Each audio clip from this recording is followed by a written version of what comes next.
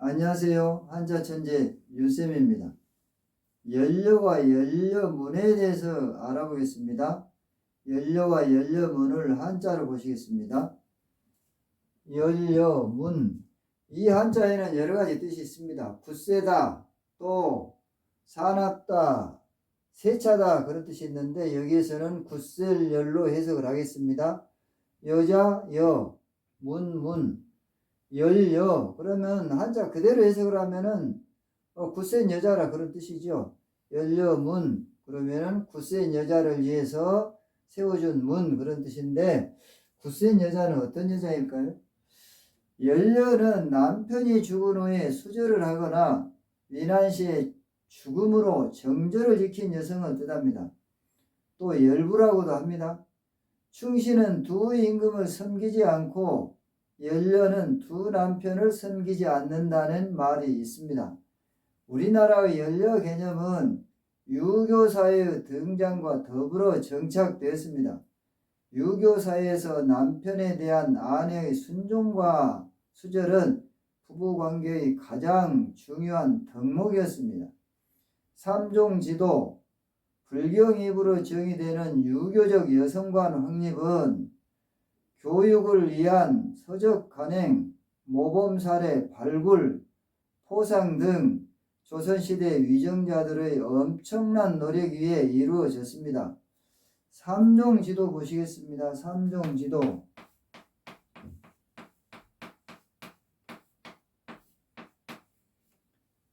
삼종지도는 근대 이전 유교 문화권에서 통용되던 여성의 지위와 역할을 명시한 도덕규범을 가리키는 유교 용어입니다. 삼종지덕이라고도 합니다. 어려서는 아버지의 뜻에 따르고 결혼을 해서는 남편의 뜻에 따르고 남편이 죽으면 아들의 뜻에 따른다는 그런 뜻입니다. 그게 바로 삼종지도입니다. 불경이부를 보실까요? 불경이부.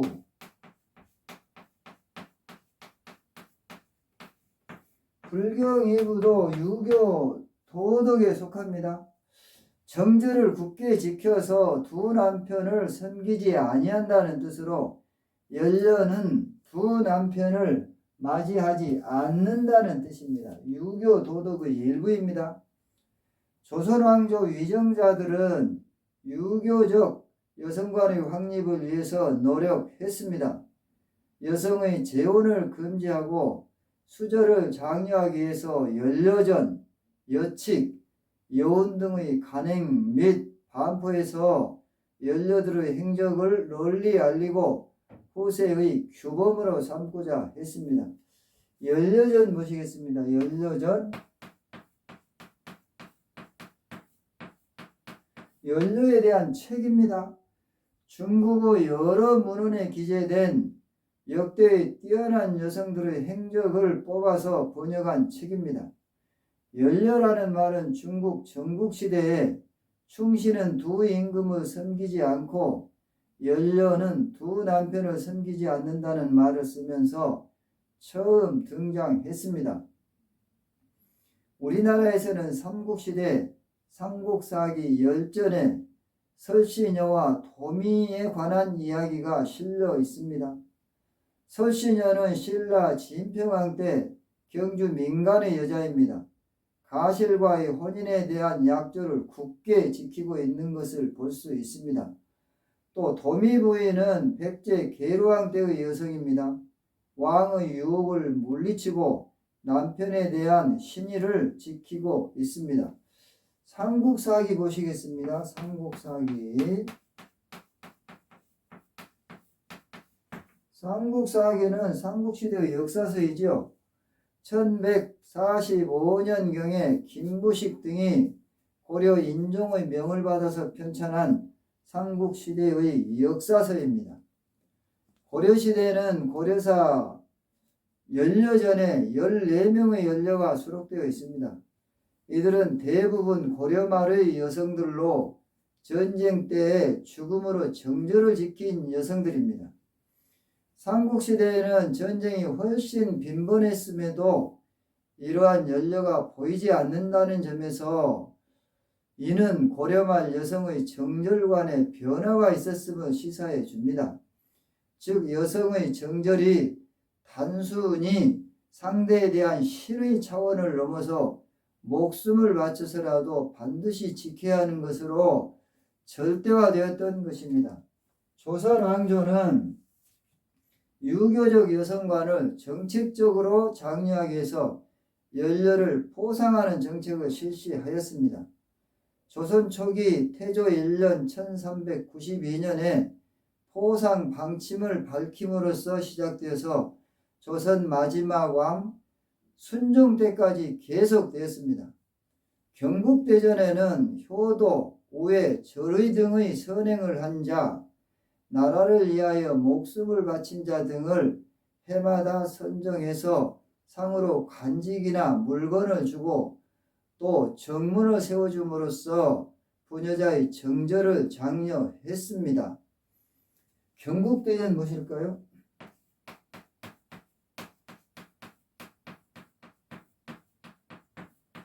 이 경국대전은 조선시대 최고의 법전입니다.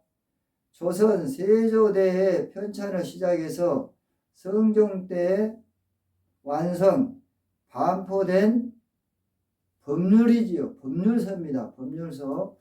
정문을 보시겠습니다. 정문.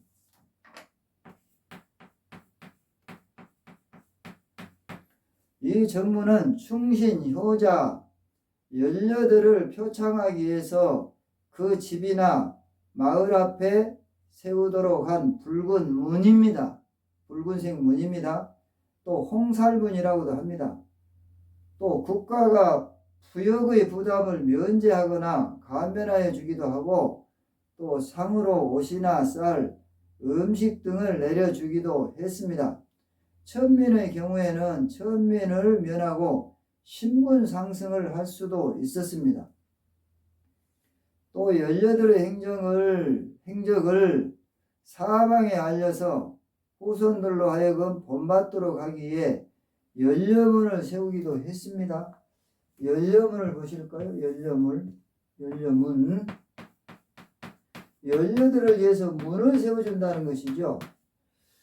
연려문은 조선시대 남편을 위해서 절개를 지키거나 희생적인 삶을 산 여인, 즉 연려를 기리기 위해서 세운 기념문입니다.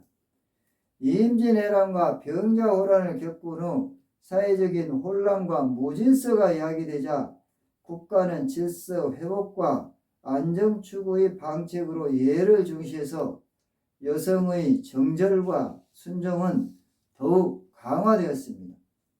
가문의식이 심화되면서 연려 이념은 더욱 규범화되었습니다.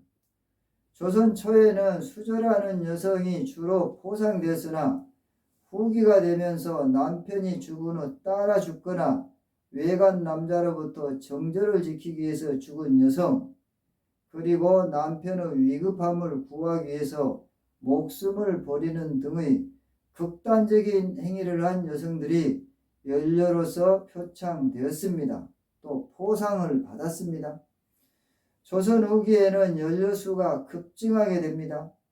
조선 후기에는 여성들이 정절을 목숨보다 소중히 여기고 과부의 수절이 또 여성의 의무인 양 생각하는 풍속이 생겨서 많은 여성들이 젊은 나이에 과부가 되어도 평생을 재혼하지 않고 수절하였습니다.